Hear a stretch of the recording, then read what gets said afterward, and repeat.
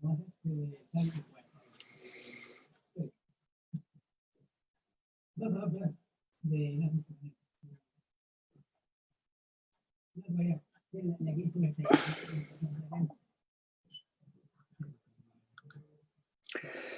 tal? ¿Qué tal? Estamos ya en vivo y estamos empezando esta reunión de hoy para hablar de un tema muy importante.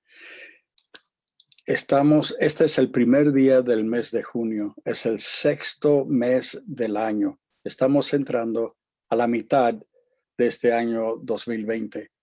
Qué increíble todo lo que ha sucedido en este tiempo. Parece imposible, parece increíble el hecho de que estemos hablando de que estamos entrando terminando ya la primera mitad de este año. Dios nos ayude para que la segunda mitad de este año sea mejor que la primera.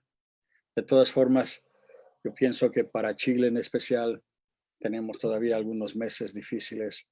Recién en noviembre por ahí vamos a estar bien. De todas formas, hoy quiero hablarles acerca de otro tema. No estoy hablando acerca de lo que sucede o lo que sucedió o lo que sucederá, sino que quiero hablarles de la blasfemia. Es uno de los pecados que uno comete con su boca. La blasfemia es condenada enérgicamente en la Biblia y se menciona tanto en el Antiguo como en el Nuevo Testamento, con mucha frecuencia. Para mejor entender este tema, lo tuve que dividir en dos partes. Hoy vamos a ver la primera. Mañana hemos de concluir el tema. Esta primera parte tiene que ver con tomar el nombre de Dios en vano. Y mañana hemos de hablar acerca de la blasfemia contra el Espíritu Santo, que es el pecado que no tiene perdón, es imperdonable. Cuando hablamos de blasfemia, tenemos que ir al libro del Éxodo, donde vemos en el capítulo 20 que el blasfemar el nombre de Dios es algo que él está en contra, obviamente, y es el tercer mandamiento. Dice así, Éxodo 27, dice, no tomarás el nombre de Jehová tu Dios en vano, porque él no dará por inocente al que tomare su nombre en vano.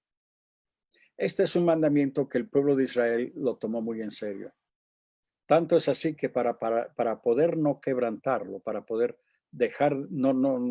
para no poder no ir en contra de este mandamiento, solamente el sumo sacerdote le estaba permitido decir el nombre de Dios y solo invocándolo en una oración enfrente del arca del pacto dentro del lugar santísimo. Y hasta el día de hoy los judíos prácticamente no escriben ni mencionan el nombre de Dios y por eso no usan vocales cuando tienen que escribirlo. Y básicamente hay dos formas en las que tomamos el nombre de Dios en vano. Una de ellas, y desgraciadamente la más común, es cuando alguien dice, Dios me ha dicho tal cosa, cuando en realidad Dios no ha dicho nada. Y esto sucede con mucha frecuencia y en muchas iglesias, y muchos individuos lo utilizan para provecho propio. Lo que me llama la atención es que la persona que dice tal cosa lo hace con mucha naturalidad, sin tomar el peso de lo que acaba de decir. No tiene, o por lo menos no muestra el respeto que debe de existir cuando dice algo tan profundo. Dios me habló, el rey del universo, el creador de todo lo que existe, me habló, y lo dicen con mucha liviandad. En los últimos 20 años han aparecido una gran cantidad de profetas y de apóstoles quienes presumen tener una comunicación directa con Dios. Y cada vez que alguien los cuestiona, ellos se ofenden muy por dentro y reaccionan en una forma semiviolenta. Es verdad que hay algunos que sí tienen esa sensibilidad espiritual, pero la gran mayoría no lo tiene. En Deuteronomio 18, el versículo 20, Dios les dice de esta forma, Él está dando instrucciones al pueblo de Israel y le dice, el profeta que tuviere la presunción de hablar palabra en mi nombre, a quien yo no le haya mandado hablar, o que hablar en nombre de dioses ajenos, el tal profeta morirá. Y luego 2 versículos después continúa con este tema y dice, si el profeta hablare en nombre de Jehová y no se cumpliere lo que dijo, ni aconteciere es palabra que Jehová no ha hablado. Con presunción habló tal profeta. No tengas temor de él. Los buenos profetas son personas muy temerosas de lo que dicen, porque ellos entienden la gravedad de las palabras que hablan y el efecto que esas palabras causan en aquellos que oyen lo que ellos dicen. Pero no solo eso, sino que se esmeran en mantener su vida en forma consecuente con este don tan grande que deben de ejercer, porque tienen la obligación de decir y hacer exactamente lo que Dios les ha mandado hacer y decir. La vida de un profeta no es fácil y está siempre llena de muchos peligros. Y no siempre tiene mucho sentido lo que Dios dice a esa persona. Muchas veces el mensaje de Dios va en contra del sentimiento de una persona. En mi experiencia personal, cuando Dios me habló en una forma clara y audible, me dijo algo que no tenía mucho sentido en ese momento y que iba en contra, totalmente en contra de lo que yo había planificado para mi vida. Yo recuerdo muy bien esa mañana de agosto del año 1989, cuando Dios me dijo que dejara Europa y me fuera a Chile. No me dio ninguna instrucción, no me dijo lo que debía de hacer cuando yo llegaba a Chile, sino simplemente me dijo, quiero que vayas a Chile. Y en obediencia, el 4 de julio del año 1990, los cinco, o sea, Sharon y yo, junto con nuestros 3 hijos, llegamos aquí a Santiago. No era voluntad propia, no era el deseo de mi corazón, no es que tuviera algo en contra de Chile, al contrario, pero simplemente no era parte de mi plan. Yo tenía mi plan, mi idea, teníamos lo que íbamos a hacer, dónde íbamos a estar, y no era Latinoamérica donde nosotros pensábamos que debíamos de estar. Pero cuando Dios te habla, no solamente uno tiene que repetir las palabras que él dijo, sino que en muchos momentos uno tiene que también hacer lo que él nos pide que nosotros hagamos. Esta tarde recordé a un pastor muy conocido que hace algunos años oye la voz de Dios que le instruye que se fuera a la ciudad de Manila y se hospedara en tal hotel. Le dio el nombre del hotel y le dijo que no saliera de allí hasta que se encontrara con un individuo que se llamaba, y le dio el nombre del individuo. Y este pastor salió de Estados Unidos al tiro, o sea, de inmediato, al día siguiente ya estaba en el avión camino a Filipinas. Se quedó en el hotel que Dios le había dicho que tenía que quedarse y durante 5 días se quedó sentado en el lobby de ese hotel esperando a la persona que Dios le había dicho que esperara. 5 días enteros sentados en ese lobby, hasta que finalmente llegó la persona y él le pudo dar el mensaje que Dios le había dado. No tiene sentido. No tiene sentido. No podía Dios escoger a alguien en Manila que lo hiciera, o tal vez mandarle un email, o tal vez llamarlo por teléfono. No, pero Dios tenía un plan específico, una razón específica, y mandó a este pastor a que hiciera ese viaje y estuviera 5 días sentados en el lobby esperando a esta persona. Dios nunca nos va a pedir hacer algo que va en contra de su carácter o en contra de su palabra. Digo esto porque conozco de cerca casos de personas que me dicen, Ítalo, Dios me ha dicho que debo dejar a mi esposa y debo juntarme con esta otra mujer. Y cuando le pregunto, ¿y quién es esa otra mujer? Pues siempre es una mujer más joven o con más dinero o con muchos talentos o es muy famosa y no tanto como su esposa lo era. Y también me ha tocado al revés, mujeres que me dicen que Dios les ha hablado, que el marido que tienen no es el indicado y que lo deben dejar porque hay otro que sí es el indicado. Y lo mismo con eso de la convivencia. Dios no nos ha dicho que nos casemos. Ah, bueno, si Dios no te lo ha dicho, entonces te lo digo yo. Cásate o déjalo. Cuando personas me dicen algo similar, me toma el espíritu del sopapo. Y si no me cuido, he de darle uno en el nombre de Jesús. Amén. De hecho, en una ocasión no me aguanté ese impulso del espíritu del sopapo y puse manos sobre este desgraciado que me decía que debía dejar a su esposa por otra. Y así sucesivamente hay tantas personas que dicen haber oído a Dios hablar. Todos oímos a personas decir, el Señor me ha dicho, el Señor me mostró, y frases similares. Desgraciadamente, esto es un dicho que con demasiada frecuencia se repite, especialmente en este momento en el que nosotros estamos viviendo, que es una época muy diferente. Estamos agotando los días. Ya no es distante la venida de Cristo otra vez a la tierra. Y todo lo que aparece en los periódicos ya fue escrito antes en la Biblia. Se están cumpliendo los tiempos con mucha rapidez. Y es obvio que todo lo que nosotros estamos viviendo hoy es un ensayo general de lo que ha de venir en los próximos años. Y no han de ser muchos años más. Los falsos profetas y los falsos maestros de la palabra siempre han existido. Por ejemplo, Pablo escribe a Timoteo y le dice, porque vendrá tiempos cuando no sufrirán la sana doctrina, sino que teniendo comezón de oír, se amontonarán maestros conforme a su propia concupiscencia, o sea, su propio deseo. Hoy es fácil encontrar predicadores en la web que predican un evangelio de conveniencia. Constantemente, hermanos de la iglesia, tanto aquí en Chile como en otros países, me contactan para que yo apruebe o no el mensaje que alguien ha predicado en la internet. Y yo agradezco mucho que lo hagan porque no podemos creer a cualquier predicador o a cualquier profeta o cualquier apóstol o cualquier maestro de la palabra, no importa de dónde sea, qué nombre tenga o cuánta gente vaya a su congregación. Hace unos pocos años, un pastor de Europa me escribió para consultarme de cierto predicador chileno que estaba de gira predicando un mensaje medio raro en su país.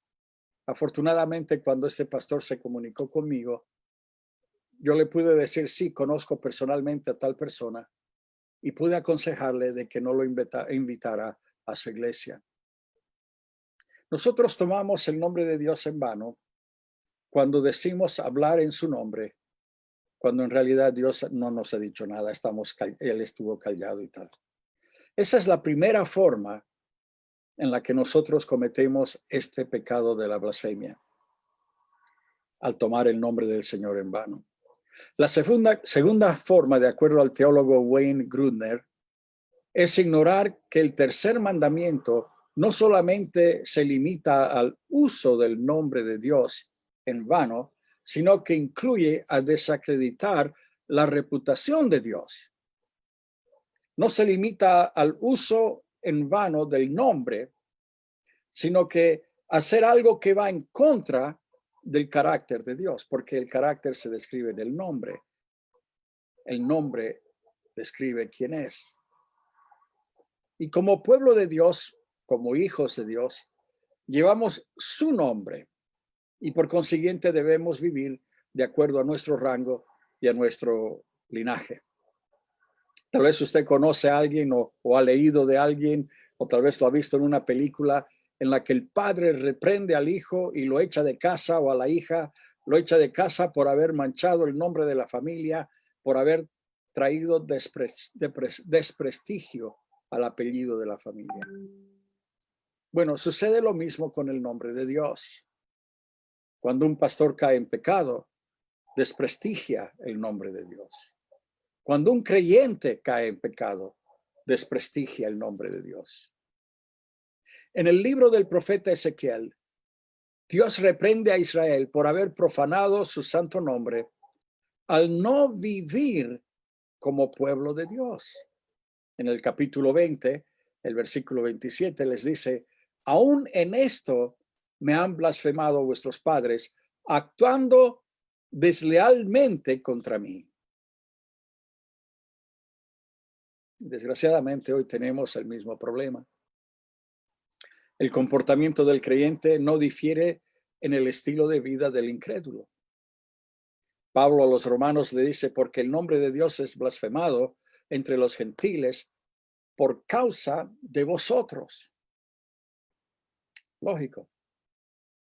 Los mismos vicios, la misma falta de veracidad, flojos en el trabajo, impuntuales, nunca pagan sus deudas, no cumplen con sus promesas, su palabra no tiene ningún valor, mismos chistes que los demás, mismas charlas de doble sentido, miradas lujuriosas a las chicas, asistiendo a los mismos antros de perdición.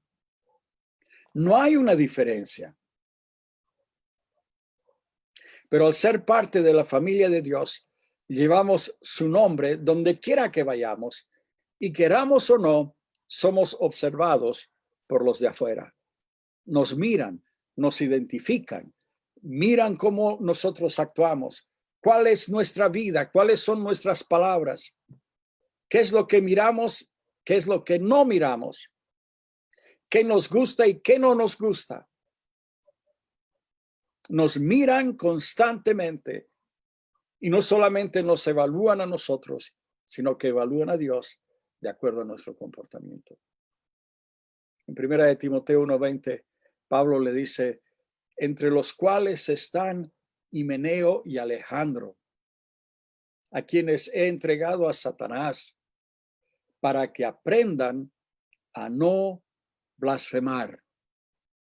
Pablo ve la blasfemia como algo tan serio que está dispuesto a entregar a dos personas, seguramente dos líderes o dos miembros de la congregación, a Satanás, en otras palabras, a quitar toda la protección de Dios sobre esos dos individuos, para que aprendan a no blasfemar.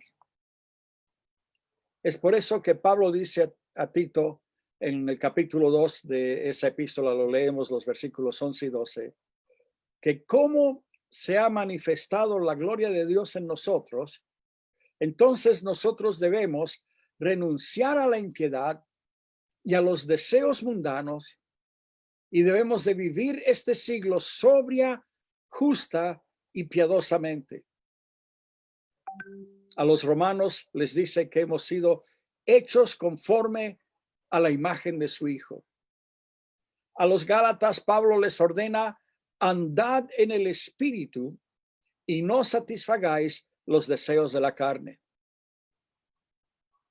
La blasfemia es la característica del anticristo y de la bestia. De hecho, en Apocalipsis 13 vemos que llevaban nombres blasfemos en sus cabezas. Hay varios capítulos en Apocalipsis que habla acerca de la bestia, del anticristo, lo que ha de venir, y siempre nos habla acerca de blasfemia. Está siempre junto o es parte de la característica, la naturaleza de estos seres que han de venir. El famoso comentarista bíblico Matthew Henry declara que hay 5 formas en las que tomamos el nombre de Dios en vanos. La primera, y hemos hecho cierta referencia a ella, es la hipocresía. Decir que somos hijos de Dios, pero no vivimos de acuerdo a la ADN espiritual que nosotros debiéramos tener. Nos portamos de una forma en la iglesia, pero luego en la casa o en la calle, en los negocios, con los amigos, nuestro comportamiento es totalmente distinto. Esa es hipocresía. Es tener una máscara, es ser un actor. En segundo lugar, dice Matthew Henry, nosotros estamos blasfemando el nombre de Dios cuando rompemos pactos. Hacemos promesas en el nombre de Dios. Hacemos promesas a Dios y luego nosotros no las cumplimos. Otra forma, dice Matthew Henry, es jurando por su nombre. Juro por Dios. Estamos jurando por su nombre y no nos corresponde hacerlo. Y eso va junto con dar falso testimonio bajo juramento. Y también usar el nombre de Dios para hechicería, idolatría, cosas similares. Nosotros debemos honrar el nombre de Dios con nuestra conducta y no solamente con nuestro hablar. Evitemos que otros maldigan el nombre de Dios a causa de la conducta o de nuestra forma de expresarnos. Evitemos que la reputación de Dios sea manchada por nuestra forma de hablar, nuestra forma de vivir. Antes de que usted diga, ay, Señor, metí la pata, ya no sé qué voy a hacer, y ahora qué puedo hacer, cómo puedo salir de esta, quiero decirles que Dios perdona la blasfemia. Y uno de los grandes ejemplos del hecho de que Dios perdona y después utiliza a esa persona para su reino es el apóstol Pablo mismo. Él en primera de Timoteo le dice, a Timoteo le dice, aún habiendo sido yo antes blasfemo, perseguidor y agresor, sin embargo se me mostró misericordia porque lo hice por ignorancia en mi incredulidad. Entonces hay esperanza. Si alguien ha quebrantado este mandamiento, si alguien ha blasfemado de alguna de estas formas que yo les he explicado este mandamiento, hay esperanza de salvación y de perdón. Y esta noche tenemos que tomar la decisión de hablar. Cambiemos nuestra forma de hablar. Evitemos ciertas palabras. No solamente de hablar, sino de vivir en forma consecuente. Y que el nombre de Dios no sea vilipendiado por los que no creen, sino que podamos causar que ellos mismos glorifiquen el nombre de Dios por lo que observan en nuestras vidas. Y que puedan decir, eso es lo que yo quiero. ¿Cómo puede ser que tú tengas un matrimonio como el que tú tienes? ¿Cómo puede ser que puedas ser tan bendecido cuando los otros no lo son? ¿Cómo puede ser que tú tengas paz en medio de tormentas increíbles? ¿Cómo puede ser que tú puedas mantener la calma cuando todos los demás se están poniendo histéricos? Y entonces, en ese momento, están glorificando a Dios a través de nosotros, por lo que ven en nosotros. Así que yo quiero orar en esta noche por usted. Yo quiero orar de que Dios nos ayude a vivir una vida consecuente, para que los demás puedan glorificar el nombre de Dios por lo que ven y lo que oyen en nosotros. Padre, yo te pido que nos ayudes, Señor, a que podamos vivir de acuerdo a nuestro rango, como hijos del Altísimo, herederos del Rey de Reyes, coherederos juntamente con Cristo. Padre, que podamos hablar y comportarnos como aquellos que te sirven a ti y te conocen en la intimidad. Y pido, Padre, por aquellos que no han podido hacerlo, Señor, que en esta noche puedan pedir perdón delante de ti y decirte, Señor, perdóname. Fui blasfemo, no sabía lo que decía. Quiero que me perdones, Padre.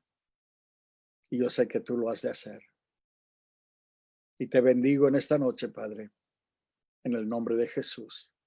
Amén. Bueno, mañana vamos a hablar del pecado imperdonable, así que no se lo pierda. Mientras tanto, que el Señor le bendiga ricamente. Cuídense mucho. Los quiero. Nos vemos mañana.